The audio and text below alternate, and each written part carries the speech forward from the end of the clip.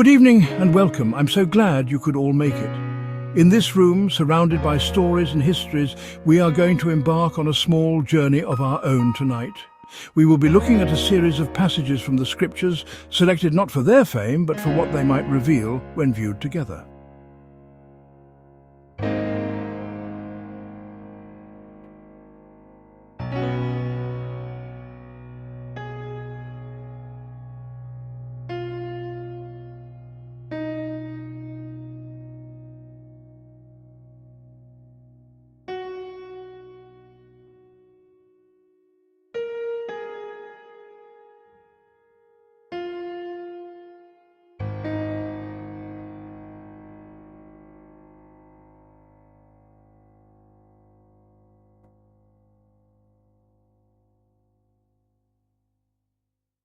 Our collection of verses seems at first glance to have little in common.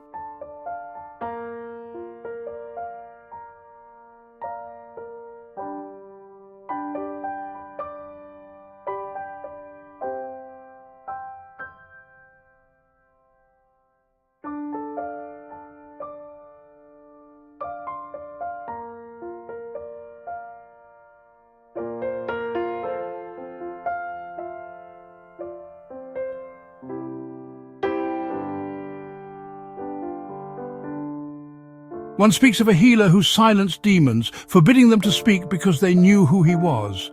Another warns those in the midst of turmoil not to turn back for their possessions, but to flee. We hear the desperate plea of a man asking, "What have I done? What is my crime?" Then the tone shifts. We see a ruler who will have pity on the poor and the needy. We are told of the completion of a great and sacred work, with every detail finished just as commanded. We witness a woman being told to stay close to the workers in a field, to stay with them until the harvest is complete. Finally, a stark reminder rings out, "Vengeance is mine, I will repay." And a description of a wicked king who followed abominations until he was utterly rejected. What are we to make of these disparate scenes? A healer's authority, a warning of sudden crisis, a cry for justice, and the promise of a harvest. While they come from different authors, different eras, and different circumstances, a powerful, unifying theme emerges if we look closely. It is the theme of divine judgment and deliverance. This is not simply about punishment. It's about a grand, cosmic accounting. We see that actions have consequences, whether it's the wicked deeds of a king or the meticulous, faithful work of craftsmen. There is an authority that recognizes truth, as seen with the silenced demons, and an ultimate promise of vengeance and repayment. It is a theme that asserts a final moral order to the universe.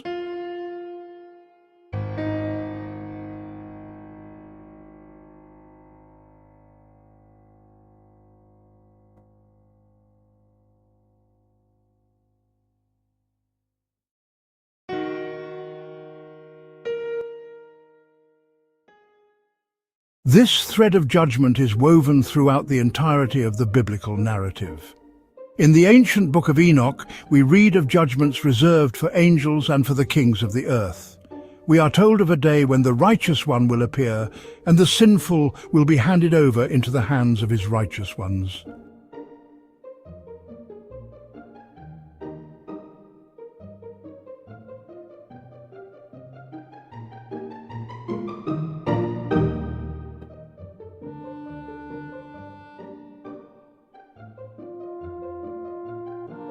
The concept is multifaceted.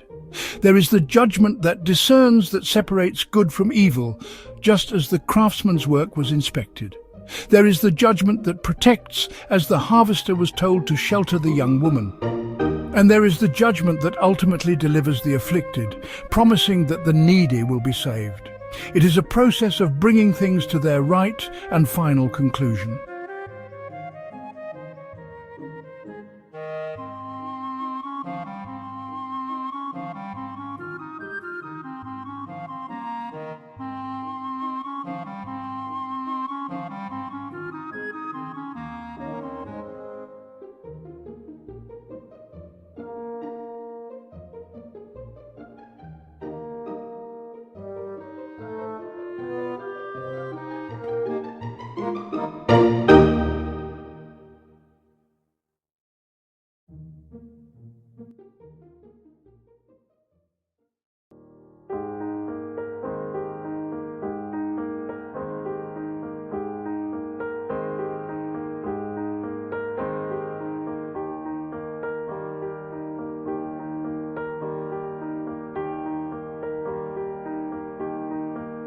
Now, it's crucial to note that our modern understanding can sometimes be clouded by words that are not present in the original texts.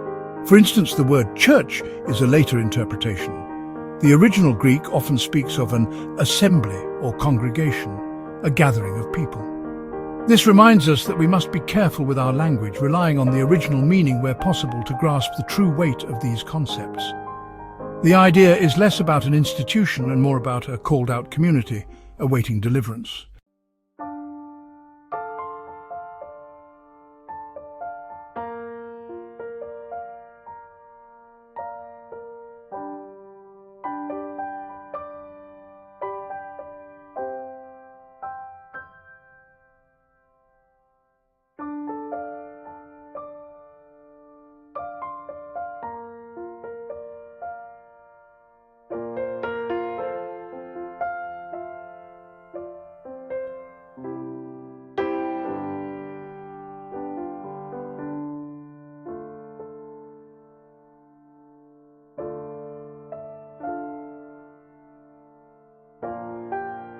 So, from a random selection of verses, a clear and formidable picture arises.